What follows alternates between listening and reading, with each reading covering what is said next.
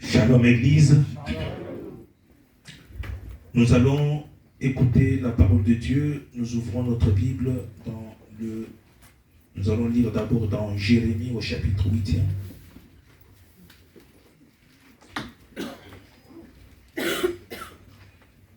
Jérémie au chapitre 8. C'est la première lecture, nous allons en faire deux.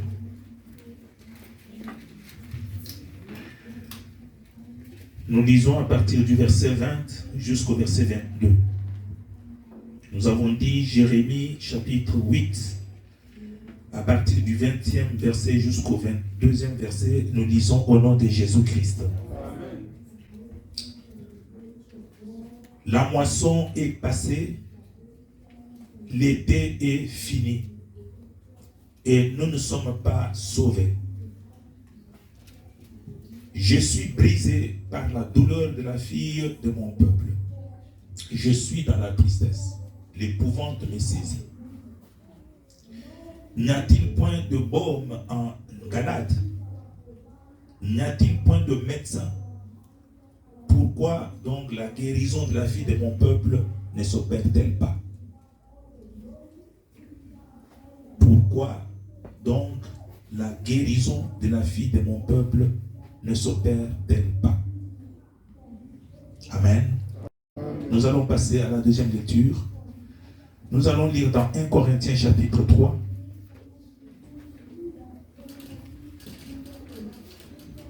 1 Corinthiens chapitre 3. Nous allons lire à partir du verset 10 jusqu'à 17. 1 Corinthiens chapitre 3e, du 10e au 17e verset, nous lisons au nom de Jésus-Christ. Selon la grâce de Dieu qui m'a été donnée, j'ai posé le fondement comme un sage architecte et un autre bâti dessus. Mais que chacun prenne garde à la manière dont il bâtit dessus. Car personne ne peut poser un autre fondement que celui qui a été posé, savoir Jésus-Christ. Or, si quelqu'un bâtit sur ce fondement avec de l'or, de l'argent, des pierres précieuses, du bois, du foin, du chaume, l'œuvre de chacun sera manifestée. Car le jour la fera connaître parce qu'elle se révélera dans le feu. Et le feu éprouvera ce qu'est l'œuvre de chacun. Mais si l'œuvre bâtie par quelqu'un sur le fondement subsiste, il recevra là une récompense. Si l'œuvre de quelqu'un est consumée, il perdra sa récompense. Pour lui, il sera sauvé, mais comme au travers du feu. Ne savez-vous pas que vous êtes le temple de Dieu et que l'Esprit de Dieu habite en vous? Si quelqu'un détruit le temple de Dieu, Dieu le détruira, car le temple de Dieu est saint et c'est ce que vous êtes. Amen. Je vais demander à Papa Lévi de prier pour la parole. Amen. Nous avons fait une action de grâce pour la grâce à accorder biso ya kwa kupusa na biso ya présence na yo. Tango koki to lito yoka yo. Liloba na yo nkolo ezali bomo. Yes. Ya solo soki okoloba milimo na biso ekobikisa. Voilà pourquoi la bonde les paille na yo.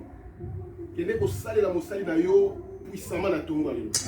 Na tineta za instrument na maboko na yo. Pe oyo kobima na monoko na nkolo ezala oyo yo otie katikati na ye. Pe kola ndisama bokonzo pesi ngai na kei ko s'élever contre nguya nyonso ya bokese. Milimo nyonso kokina ko s'élever contre malobano na tongo ya yo. Pe mitema nyonso kokina ko telemela boyebi na yo. Na résister à mon père la tindiki ya mosika na kombo na Yesu. Au nom de Jésus. Kolo pesa lokumu na kombo na yo na kombo na Yesu Kristo ndinga na sami pe na lobi. Amen.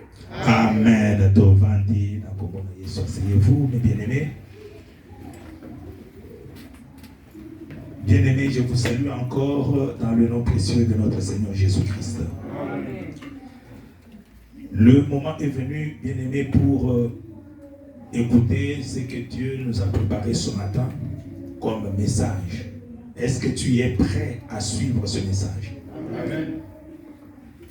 Alors je te demande de me donner non seulement tes oreilles, mais donne-moi aussi ton cœur. Dans les deux lectures que nous venons de faire, dans la première, le prophète Jérémie écrit, il dit, l'année est finie. La guérison de mon peuple tarde. Est-ce qu'il n'y a pas de médecin pour nous guérir? C'est une façon de dire, l'homme de Dieu était en train de se poser la question sur sa propre vie. Il avait prié pour lui, pour le peuple d'Israël. Mais il a constaté que les problèmes pour lesquels il avait demandé des solutions n'avaient pas trouvé des solutions. Bien-aimé, cette parole est à chacun de nous. Tu peux te demander là où tu es. Est-ce que ce que tu avais demandé à Dieu, est-ce que Dieu te l'a donné? Est-ce que le mariage que tu avais demandé, est-ce que tu l'as eu? Est-ce que les enfants que tu avais demandé, est-ce que tu les as eus? Est-ce que la guérison à la maladie que tu avais demandé, est-ce que tu l'as eu? Non seulement que chacun de nous se pose cette question à son niveau personnel, mais aussi au niveau de sa famille, de sa maison. Est-ce que ce que j'avais demandé pour ma maison, pour ma famille, est-ce que je l'ai vu? Est-ce que je l'ai touché? Et on doit remonter même au niveau de l'église. Est-ce que ce que nous avons demandé au niveau de notre église, est-ce que nous l'avons vu? Laisse-moi te dire, ma soeur, mon frère, si nous nous posons la question de savoir si nos problèmes ont trouvé des solutions ou non, je pense que Dieu nous répond dans la lecture, dans l'évangile de Jean au chapitre 9, je vais lire avec vous. Vous allez trouver que Dieu fait ressortir 3 causes. J'ai dit combien? 3 causes qui font que nous ne puissions pas vivre la solution à notre problème. C'est à toi maintenant de te situer. Est-ce que tu es dans l'une ou dans l'autre cause? Bien-aimés, soyons sincères avec nous-mêmes. Dieu répond aux prières de ses enfants. Mais pourquoi Dieu ne t'a pas répondu? Pourquoi Dieu ne m'a pas répondu? Pourquoi Dieu n'a pas répondu aux prières que tu as faites pour ta famille? Pourquoi Dieu n'a pas répondu aux prières que nous avons faites pour notre église? Écoutez les 3 causes que nous donne la parole de Dieu pour que nous puissions nous situer. Nous ne sommes pas encore entrés dans notre message. Avant de vous donner l'intitulé de notre message, allons-y d'abord dans Matthieu, dans Jean chapitre 9. Je vais lire à partir du verset 1er jusqu'au verset 3. Vous y êtes? Évangile selon Jean chapitre 9 du 1er au 3e verset. Je lis au nom de Jésus-Christ. Jésus vit en passant un homme aveugle de naissance. Ses disciples lui posèrent cette question. Rabbi, qui a péché, cet homme ou ses parents, pour qu'il soit né aveugle? Jésus répondit, ce n'est pas que lui ou ses parents aient péché, mais c'est afin que les œuvres de Dieu soient manifestées en lui. Amen. Ici, Dieu fait ressortir 3 causes de souffrance que nous connaissons. Les disciples de Jésus ont vu une personne en souffrance. Comme ton cas. Tu peux avoir le cas pour lequel tu as prié, mais tu ne trouves pas de solution. Tu as demandé le mariage ne vient pas. Tu as demandé les enfants ne viennent pas. Tu as demandé la guérison ne vient pas. Tu as demandé les papiers ne viennent pas. Tu as demandé d'être engagé dans un travail que tu aimes, mais tu n'es pas engagé. Toutes ces questions-là, Dieu nous donne les causes ou les obstacles qui font que nous ne puissions pas accéder à ce que nous avons demandé. Les disciples ont vu quelqu'un comme toi et ils ont posé la question à Jésus. D'où vient la souffrance de cet homme? D'où vient la souffrance de cette sœur qui demande et la solution ne vient pas? Et les disciples, comme ils étaient bien enseignés, ils ont évoqué, ils ont dégagé une cause. Ils ont dit, nous savons que quand quelqu'un a péché, ça peut être une cause pour qu'il souffre. Le péché. Ça, c'est la première cause. Deuxième cause de la souffrance. Ça peut être le péché de ses parents. C'est ce que nous avons connu sous le nom de lien de famille. Tu peux souffrir, bien-aimé, du lien qui vient de tes pères. On peut beau le dire, mais toi-même tu te rends compte que le divorce qu'il y a eu dans ta famille, le même divorce là a suivi presque toutes tes soeurs, tous tes frères. Il n'y a aucun qui est marié, qui est resté dans le mariage. Et si tu remontes, tu verras que ma tante avait divorcé. Ma mère avait divorcé. Mon grand-père avait divorcé. Ce sont là les causes qui peuvent faire que la personne puisse être maintenue dans la souffrance et il crie à Dieu, mais il y a un blocage. Le blocage dû à quoi? Dû au lien des familles. Ça, c'est la deuxième cause. C'est Jésus qui vient donner maintenant la troisième cause pour laquelle parfois nous pouvons être dans les problèmes difficiles qui ne trouvent pas de solution. Nous nous regardons, nous nous disons, mais je n'ai pas péché. Mais d'où viennent ces problèmes? Je n'ai pas péché. Je me conduis correctement. Tu regardes du côté des parents, tu vois que tu as brisé tous les liens de famille. Et que tu n'as pas, parce que si tu as brisé tous les liens de famille en tant qu'enfant de Dieu, tu n'es plus sous la houlette de tes parents. Jésus dit, si ce n'est pas le péché, si ce n'est pas le lien de famille, une autre cause qui peut vous maintenir dans le problème que vous avez sans trouver de solution, c'est l'épreuve. C'est ce que Jésus a dit. Ce n'est ni le péché de cet homme, ce n'est ni le péché de ses parents, mais c'est pour que la volonté de Dieu se fasse. Dieu peut maintenir aussi quelqu'un. Il demande d'enfant, il ne donne pas. Il demande le mariage, ça ne vient pas. Il demande le papier, ça.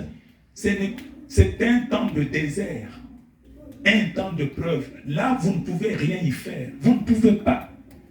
C'est tu dois attendre jusqu'à ce que Dieu termine avec vous cette école d'enseignement. Est-ce que quelqu'un m'entend? Est-ce que vous êtes avec moi? Pourquoi j'ai évoqué cela? Comprenez très bien d'où nous sommes partis. Nous sommes partis de cette plainte de l'homme de Dieu qui est ta plainte, qui est ma plainte. L'année est finie. Ce que j'avais demandé, ma santé est toujours en problème. Je ne trouve pas la guérison. Les problèmes que j'avais demandé pour mes enfants, la réussite, mais mes enfants m'ont amené des échecs. D'où vient que ce que j'ai demandé, que ce soit pour ma famille, pour ta femme, pour ton mari, pour tes enfants, d'où vient qu'il n'y a pas de solution? C'est ainsi que nous avons évoqué les trois causes. Que ça peut être le péché que tu as, le péché que nous avons commis. Même si les gens ne nous voient pas, mais ce péché-là, chacun, là où tu es, là où nous sommes, chacun est prophète de soi-même pour dire que il y a certaines choses que j'ai faites. Ma femme n'est pas au courant. Mon mari n'est pas au courant. Mon frère n'est pas au courant. Ma soeur n'est pas au courant. L'église n'est pas au courant. Mais je sais que je renferme en moi un péché. Ça peut être une cause de souffrance. Mais si ce n'est pas le péché, ça peut être des liens de famille. Vous verrez dans des familles où vous pouvez voir quelqu'un, il passe tout le temps dans des boîtes de nuit, il passe tout le temps dans des milieux sales. Mais si vous regardez, vous verrez que même ses parents, même ses arrière-grands-parents, même, ils étaient toujours réputés dans le quartier pour être dans des milieux sales, dans des milieux pourris. L'alcool que mon frère ici prend, il n'arrive pas à se détacher, c'est parce que il sait très bien que dans sa famille, il y a quelqu'un, un père, un oncle ou qui prenait de l'alcool et on le connaissait, on l'avait même surnommé Amenakape Asumbakawan. Pourquoi? Parce que il buvait tellement que tout le quartier savait que c'était un alcoolique. Et cela est allé dans les enfants. Mais si ce n'est ni le péché, ni le lien par voie héréditaire, ça peut être aussi tout simplement la volonté de Dieu. Ça peut être une épreuve. Mais nous, aujourd'hui, nous n'allons pas explorer toutes les trois voies. Nous n'allons pas attaquer toutes les trois causes. Nous allons attaquer une seule cause. La cause que nous allons exploiter ici, ma soeur, mon frère, écoutez-moi bien. Est-ce que vous êtes là? Amen. Vous êtes avec moi? Amen. Nous allons exploiter la première cause, qui est la cause du péché. Église, écoutez-moi. Nous devons, bien-aimés, comprendre que nous devons combattre le péché. Nous avons péché. Moi, j'ai péché. Vous, vous avez péché. Nous devons aller à Dieu pour lui dire, si c'est à cause du péché, nous revenons à toi pour implorer ton pardon. Est-ce que quelqu'un est avec moi? Bien-aimé, c'est pourquoi notre thème que nous allons commencer à partir d'aujourd'hui, ce thème va nous amener jusque dans un service de jeûne de prière pendant 14 jours. Ce n'est pas maintenant. Nous écoutons d'abord l'enseignement. Mais ça va nous conduire pour prendre 14 jours de jeûne et de prière. Et après ces 14 jours de jeûne et de prière, nous allons manger la Sainte Seine pour clôturer notre service. Le thème, c'est quoi? Le thème, c'est la repentance. J'ai dit quoi? La repentance. Nous devons nous repentir. Écoute ce que la Bible dit en Joël chapitre 2, verset 12. Quelqu'un peut trouver Joël?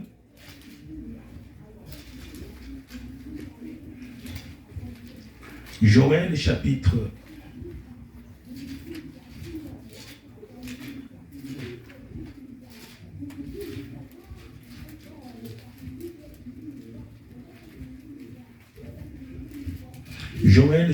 2.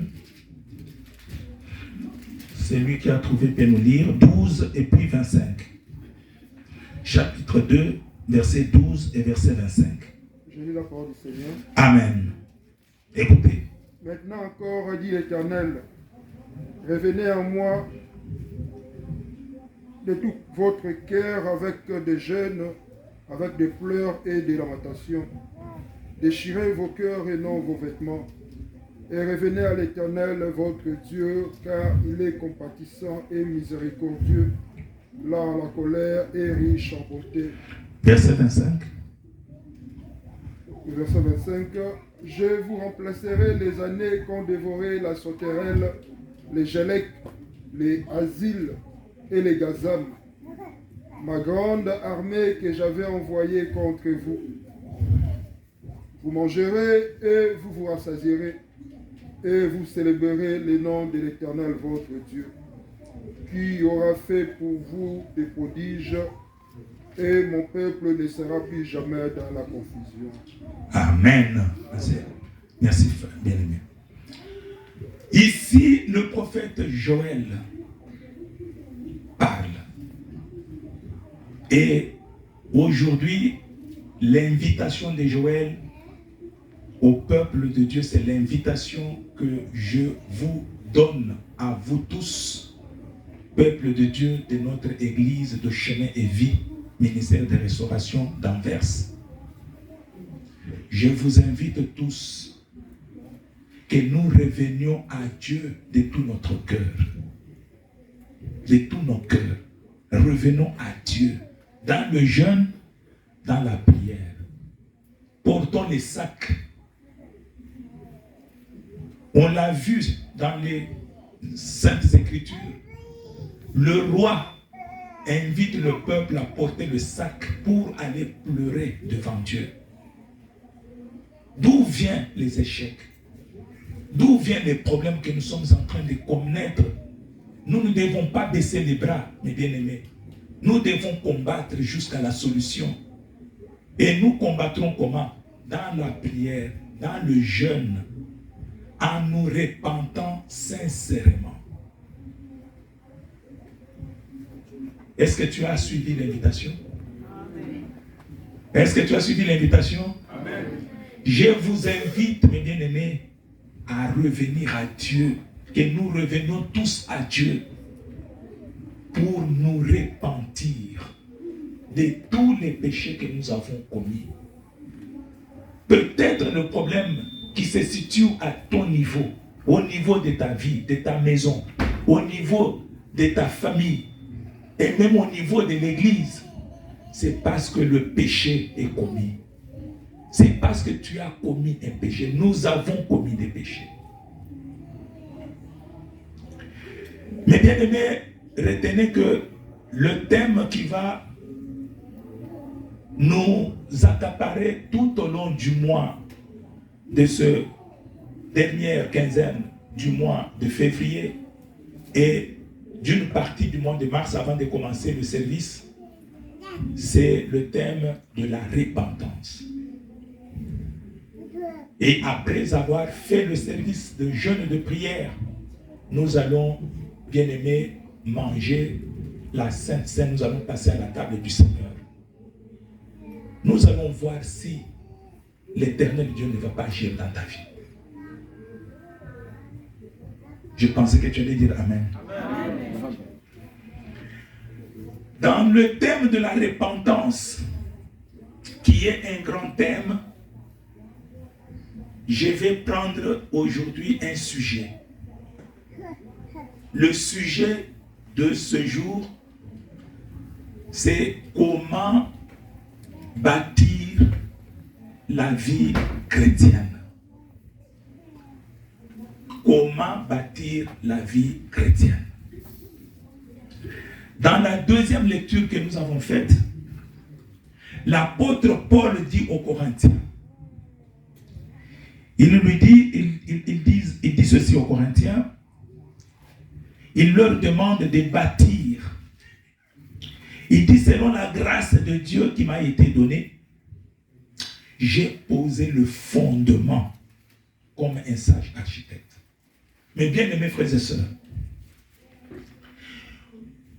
beaucoup des problèmes que nous connaissons, c'est parce que nous n'avons pas encore bâti notre vie sur Jésus-Christ.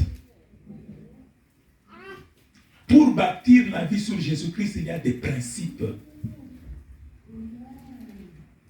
L'apôtre Paul parle du fondement.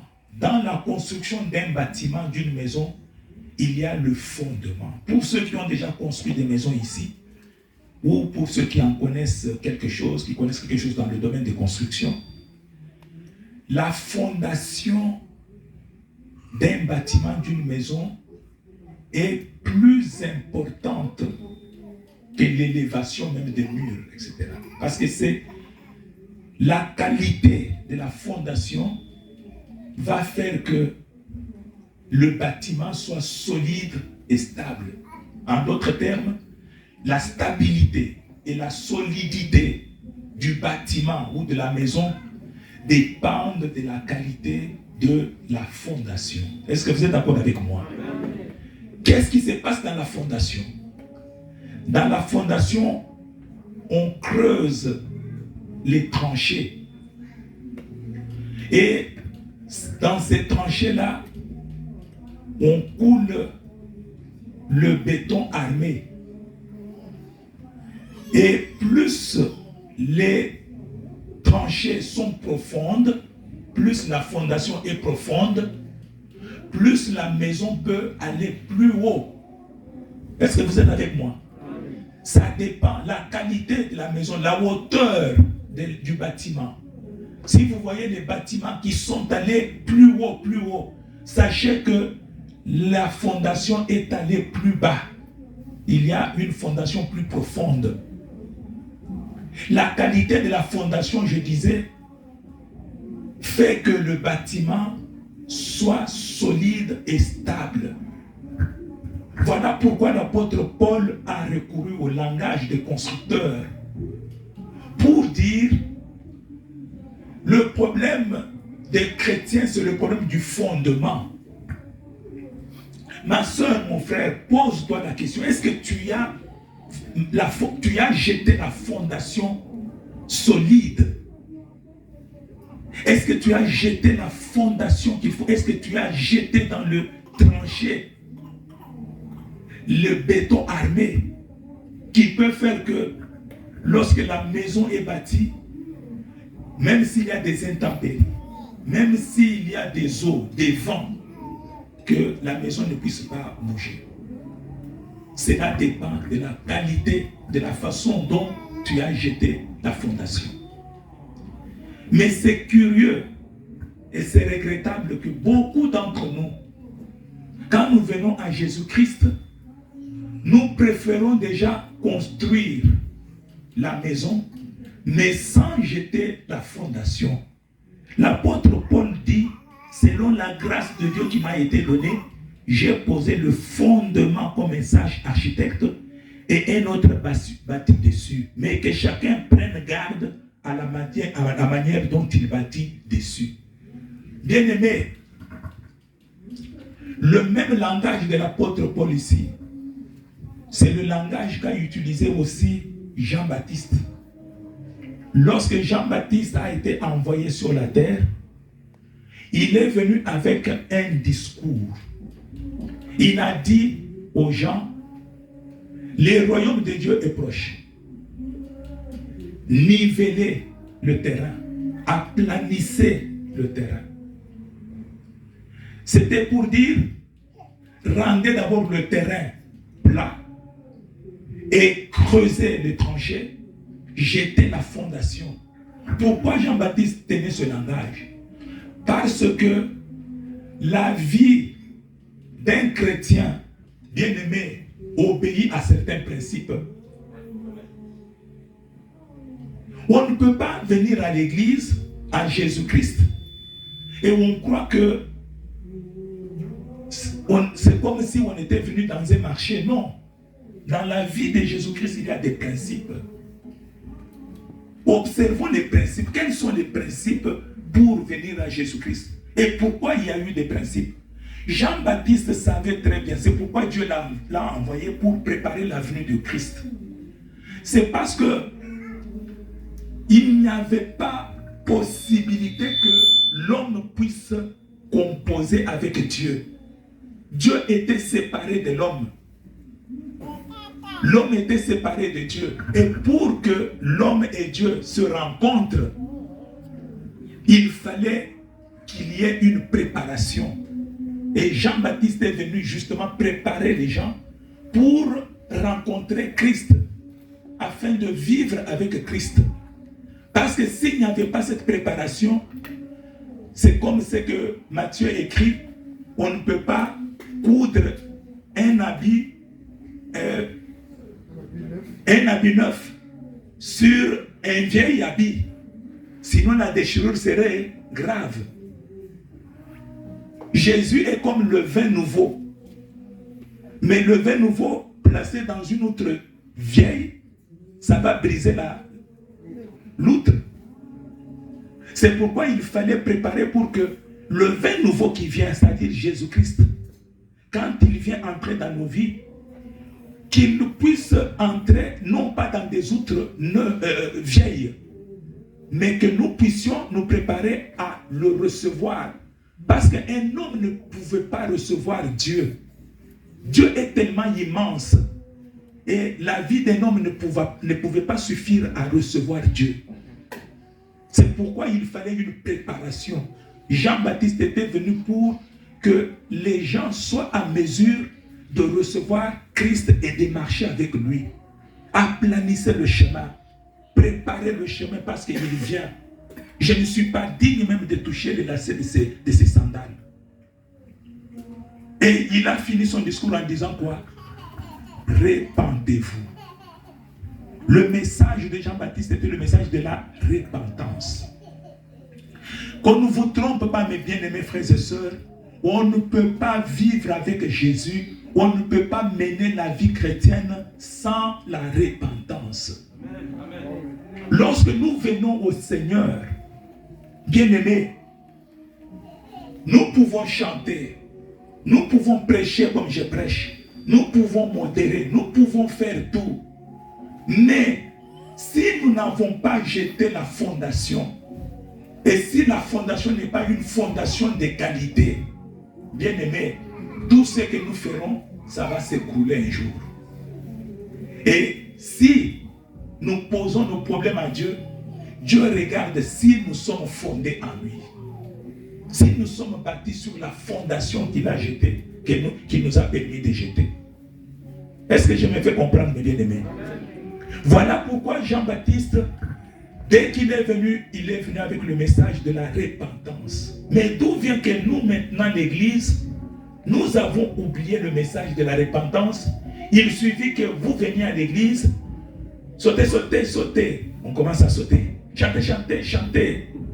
Et nous chantons, nous terminons de chanter, nous rentrons à la maison, sans savoir que nous avons un devoir, le devoir de nous repentir. Je ne serai pas très long, mais je vais vous lire un verset dans Josué au chapitre 20. Josué chapitre 20.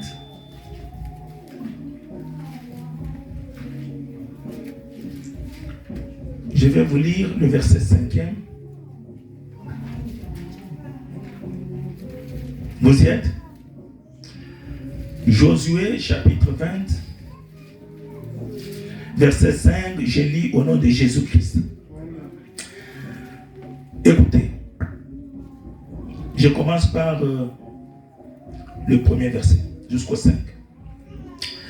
L'Éternel parla à Josué et dit, parle aux enfants d'Israël et dis-leur, établissez-vous comme je vous l'ai ordonné par Moïse des villes de refuge où pourra s'enfuir le meurtrier qui aura tué quelqu'un involontairement, sans intention. Elles vous serviront de refuge contre le vengeur du sang. Le meurtrier s'enfuira vers l'une de ces villes, s'arrêtera à l'entrée de la porte de la ville. Retenez très bien, s'arrêtera à l'entrée de la porte de la ville. Est-ce que vous pouvez le répéter avec moi? S'arrêtera à l'entrée de la porte de la ville. Et il continue, et exposera son cas aux anciens de cette ville. Retenez-les, et exposera son cas aux anciens de cette ville. Ils le recueilleront auprès d'eux dans la ville et lui donneront une demeure afin qu'il habite avec eux. Si les vengeurs du sang le poursuivent, ils ne livreront point le meurtrier entre les mains, mais c'est sans le vouloir qu'il a tué son prochain et sans avoir été auparavant son ennemi. Amen, peuple de Dieu. Ici, la Bible dit ceci. Dieu a instruit Josué pour construire des villes de refuge. Et dans ces villes-là, c'est justement pour accueillir des gens qui ont péché involontairement, qui ont tué involontairement. Le meurtrier, tu passes par exemple, un enfant passe, il y a le constructeur qui est au-dessus, par hasard il a lâché une brique, la brique est tombée sur l'enfant et l'enfant est mort. De tels hommes en ces temps-là, il fallait les tuer parce qu'il y avait une loi, l'œil contre l'œil, hein, la dent contre la dent. Si tu as tué quelqu'un, on te tue aussi de la même manière que tu as tué. Tu as tué avec la brique, on te lie et on prend les briques, même 10, même 20. On prend les gens avec des grands biceps. On te jette ces briques sur la tête jusqu'à ce que tu meurs. Parce que tu as tué par la brique, tu dois mourir aussi par la brique. Alors quand Dieu a vu cela, il a instruit Josué, il a dit non. Quand quelqu'un tue involontairement comme ça, qu'il ne se laisse pas tuer parce qu'il n'a pas fait volontairement. Qu'il fuit, qu'il prenne la fuite jusque dans la ville de refuge. Et quand il arrive dans cette ville-là, qu'il s'arrête à l'entrée de la porte. Et quand il se sera arrêté, qu'il expose son cas aux anciens de cette ville. Lorsque tu diras, on te pose pourquoi tu es là? Je suis là parce que j'ai travaillé au-dessus à la hauteur. J'ai laissé tomber une brique. Je ne savais pas qu'il y avait quelqu'un en bas. Et la personne est morte. On cherche à me tuer. Lorsque tu t'es justifié, tu as dit ce que tu avais connu, on te donne la place en ville. Tu ne peux pas venir directement courir et tu entres dans la ville sans que tu t'aies arrêté. Il faut t'arrêter. Et c'est ça ce qui manque à nous, beaucoup de chrétiens. Ma soeur, mon frère, une question que je te pose. Est-ce que depuis que tu es venu au Seigneur, est-ce que tu t'es arrêté pour exposer ton cas? Est-ce que depuis, voici, tu as accumulé des péchés sur péchés? Est-ce que ces péchés-là que tu as accumulés, est-ce que tu as eu à les déballer? Parce que cette parole suit la vie chrétienne tout entière. C'est-à-dire que lorsque tu te regardes, tu as vu qu'il y a un péché à moi. Le péché non confessé. Il faut que tu fasses tout pour le confesser. Et il y a des mécanismes tracés pour la confession des péchés. Bien aimé, la vie chrétienne, je vous ai dit qu'elle a des principes. Dieu, quand il a appelé Moïse pour faire le tabernacle, il lui a dit, Moïse, fais le tabernacle ici selon le modèle que je vais t'indiquer. Même pour que Noé construise l'arche, Dieu lui a dit, je te donne le modèle de l'arche. Tu le feras en bois de gopher, qu'il soit long de autant de mètres, qu'il soit large de autant de mètres. Dieu donne le modèle. Même pour la vie chrétienne, pour la fondation de la vie chrétienne, Dieu donne le modèle. Le modèle pour la vie chrétienne, ma soeur, mon frère, ne crois pas que tu es venu au marché. La vie chrétienne n'est pas un marché. La vie chrétienne, bien aimée, quand on y vient, il faut obéir au principe. Le principe de Dieu, c'est celui qu'il avait donné à Jean-Baptiste. Répentez-vous, arrêtez-vous et dites ce que vous avez fait. Dites ce que tu as, dites ce que tu as fait. Comment nous allons trouver la solution à nos problèmes? Le prophète Jérémie a dit, où est le médecin? Est-ce qu'il n'y a pas de médecin? Est-ce qu'il n'y a pas de bombes, c'est-à-dire des médicaments? Le médicament est là, le médecin est là. Mais d'où vient que la guérison de mon peuple ne s'opère pas? D'où vient que le mariage est bloqué?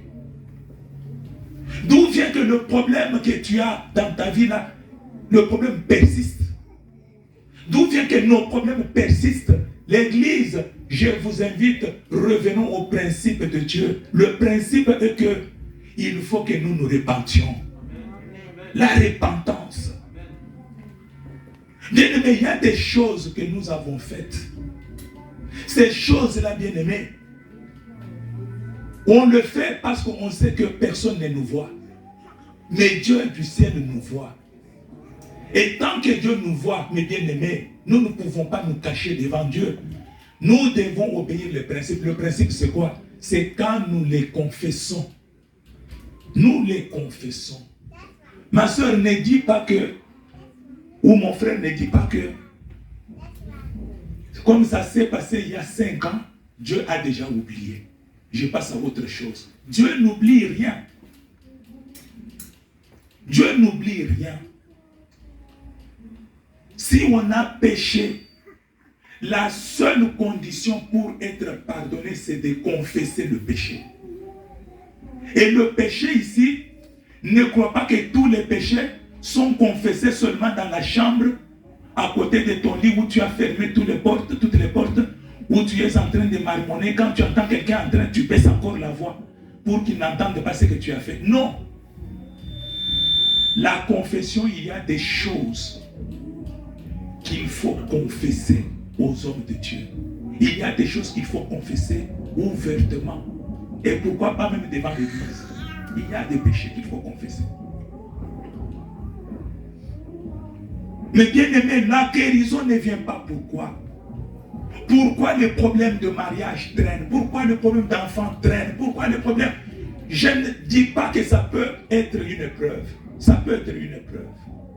Je ne dis pas que ça peut être un lien de famille qu'il faut briser. Mais pour aujourd'hui, regardons-nous, nous avons péché, nous devons nous repentir.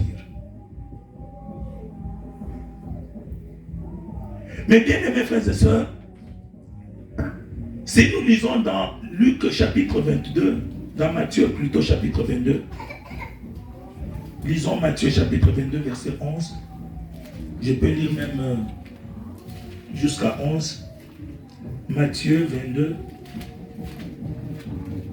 Est-ce que je me fais comprendre? Est-ce que l'Église est avec moi? Dans Matthieu 22, écoutez la parabole. Jésus, je commence par le premier verset. Jésus, prenant la parole, leur parla de nouveau en parabole et dit: le royaume des cieux est semblable à un roi qui fit des noces pour son fils. Il envoya ses serviteurs appeler ceux qui étaient invités aux noces, mais ils ne voulurent pas venir. Il envoya encore d'autres serviteurs en disant, dites aux conviés, voici j'ai préparé mon festin. Mes bœufs et mes bêtes grasses sont tués. Tout est prêt. Venez aux noces. Mais sans s'inquiéter de l'invitation, ils s'en allèrent, celui-ci à son champ, celui-là à son trafic. Et les autres se saisirent des serviteurs, les outragèrent et les tuèrent. Le roi fut irrité. Il envoya ses troupes pour périr ses meurtriers et brûla leur vie. Alors il dit à ses serviteurs, les noces sont prêtes, mais les conviés n'en étaient pas dignes. Allez dans les carrefours et appelez aux noces tous ceux que vous trouverez.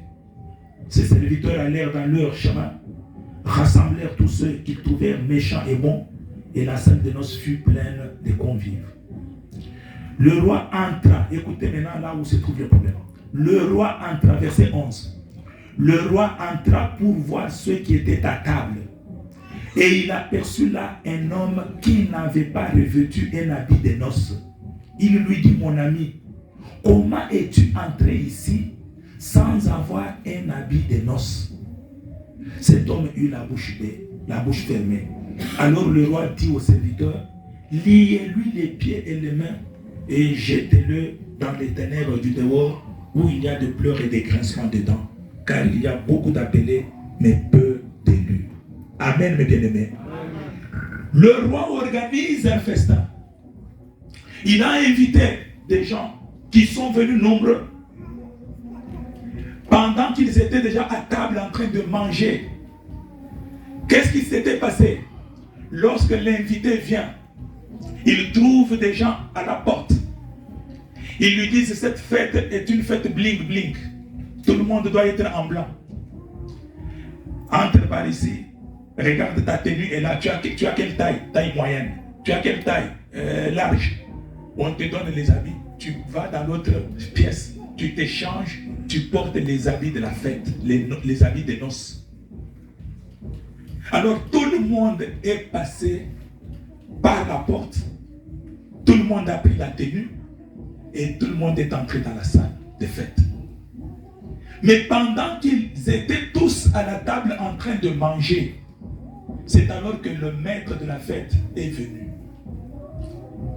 Il jette leurs yeux, le regard dans la salle. Il voit bling bling. Tout le monde est en blanc, selon les consignes qui ont été données à l'entrée. Mais il a perçu, au verset 11, il a perçu là un homme qui n'avait pas revêtu un habit de noces. Un seul à la table, sans habit de noces, sans être en bling bling. Il s'est approché de cet homme. Il lui a dit, mon ami,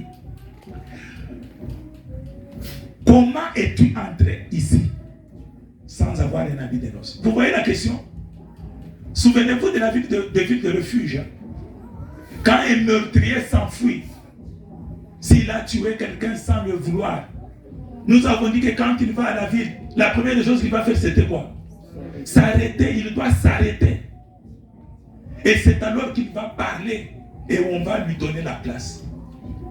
Même dans cette fête ici, il faudrait d'abord s'arrêter à la porte, à l'entrée. À l'entrée, on te change de tenue, on te donne la tenue de la fête. Alors la question a été posée par le maître. Comment, mon ami, comment tu es entré par ici? C'est que tu n'es pas passé par la porte. Tu es passé par une fenêtre. Tu es passé par un trou quelconque. Parce que si tu étais passé à l'entrée, on t'aurait changé des habits. Voilà l'erreur que nous commettons. C'est ainsi que vous pouvez voir dans l'église. Une personne a fréquenté l'église depuis des années, mais il reste toujours insensible à la parole de Dieu. Il reste toujours le même. Quand il fume, il fume. Quand il boit de l'alcool, il boit de l'alcool.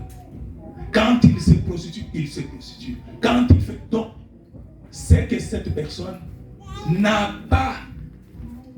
ne s'est pas arrêtée. Arrêtez-vous. Ça, c'est le principe de Dieu. Bien-aimés, nous avons lu avec vous Joël. Revenons-nous tous à Dieu d'un seul cœur, dans le jeûne, dans la prière. Nous allons récupérer les années que les sauterelles ont gâchées. Les sauterelles ont eu à avaler ton mariage. Les sauterelles ont eu à avaler tes enfants que tu aurais mis au monde. Les sauterelles ont pris ta santé. Les sauterelles ont pris tes finances. Nous avons demandé, l'année est passée. N'y a-t-il pas de guérison? N'y a-t-il pas de médecin? N'y a-t-il pas de bombes, de médicaments? Mais pourquoi il n'y a pas de guérison? Un problème est là. Et le problème que nous attaquons, c'est le péché. J'ai péché. Tu as péché. Nous allons nous repentir. Tout est moi. Et nous allons prendre 14 jours pour nous repentir, pour pleurer. Chacun retourne en soi. Qu'est-ce que tu as fait? Même si ce n'est pas connu de tout le monde. Mais Dieu sait que tu as péché. Dieu sait que tu as péché. Tu peux mentir. Nous pouvons mentir, tout le monde, bien-aimé. Nous pouvons mentir. Bien-aimé, ce n'est pas le fait d'être serviteur de Dieu qui montre qu'on est sans péché. Nous pouvons nous tenir devant vous comme nous sommes ici. Mais bien-aimé, on a péché. L'occasion est donnée à tout le monde. Cette parole s'adresse à toi, mais elle s'adresse aussi à moi. Que nous revenions un peu d'un cœur, de tout cœur à Dieu, pour nous repentir de tous nos péchés. Et que nous allons à la Sainte Seine. Que nous allons voir si les choses ici, si les problèmes ne vont pas trouver des solutions. Est-ce que quelqu'un peut dire Amen? Amen, bien-aimé. Bien-aimé, comprenez que je voulais aller plus loin, mais je peux vous dire tout simplement que beaucoup de chrétiens viennent à l'église comme Nicodème. Ils viennent à l'église comme Naaman. Ils viennent à l'église, mais ils ne veulent pas respecter les principes que Dieu donne. La vie chrétienne a des principes. Il faut jeter la fondation. La fondation est jetée comment? Par la repentance. On ne peut bâtir sur Jésus-Christ que par la repentance. Naaman est venu, le général syrien. Il est venu en Israël cherchant la guérison. La guérison de la lèpre. On lui a dit, le prophète Élisée va vous guérir. Il arrive chez le prophète. Il dit, où est le prophète? On dit, le prophète est dans sa maison. Mais où est-il? Il sait très bien que je viens. Pourquoi il ne vient pas m'accueillir? Le prophète lui a envoyé des gens pour lui dire, n'entre pas ici. Moi, je ne veux pas te voir dans ma maison. Là où tu es, fait demi-tour. Tu vas dans un fleuve qui s'appelle Jourdain. Tu vas te jeter dans le fleuve là cette fois. Bien-aimé, Naaman s'est fâché. Naaman est fâché. Pourquoi? Parce qu'il ne voulait pas qu'on lui montre les principes de la vie chrétienne. Le principe de la vie en Jésus. On ne peut pas arriver en Jésus-Christ et on croit que comme on est arrivé, ok, recevez au nom de Jésus et vous êtes guéris. Non, la guérison ne vient pas comme ça. La bénédiction ne vient pas comme ça. À moins que nous soyons des sorciers, des magiciens, des occultistes et nous trompons que nous sommes des enfants de Dieu. Recevez. Recevez. Non. Tu ne vas pas recevoir, il faut passer par le principe de Dieu. Naaman s'est fâché. Ce sont ses serviteurs qui l'ont convaincu, Naaman. Il n'a pas dit une mauvaise chose, cet homme de Dieu. Il ne te demande qu'une chose, d'aller te jeter dans le fleuve Jourdain. Mais moi aussi, j'ai des fleuves chez moi. J'ai des grands fleuves plus que le Jourdain. Pourquoi? C'est que l'homme de Dieu avait voulu dire à Naaman était que tel que tu es là, Naaman, Tu n'as pas droit à la guérison. Pourquoi? Parce que tu es un cadavre. Un cadavre ambulant.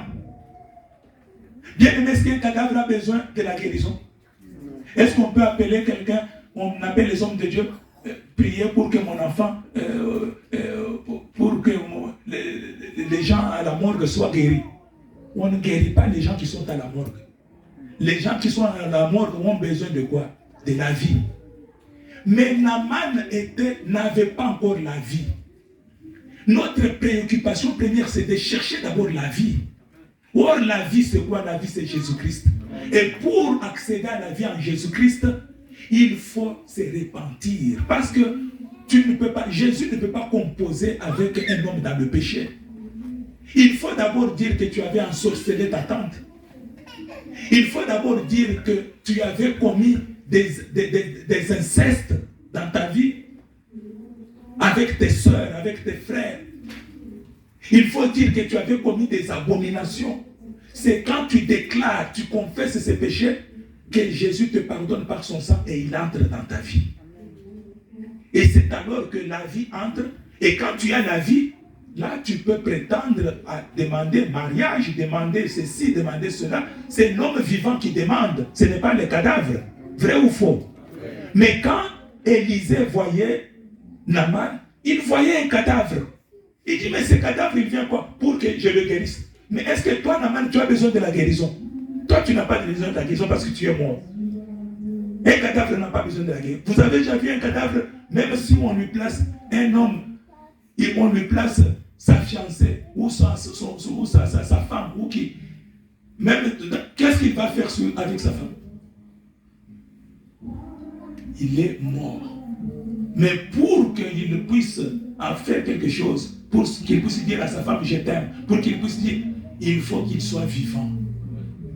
Bien-aimé, Élisée voyait un cadavre ambulant. Et beaucoup dans l'église aujourd'hui, nous sommes des cadavres ambulants.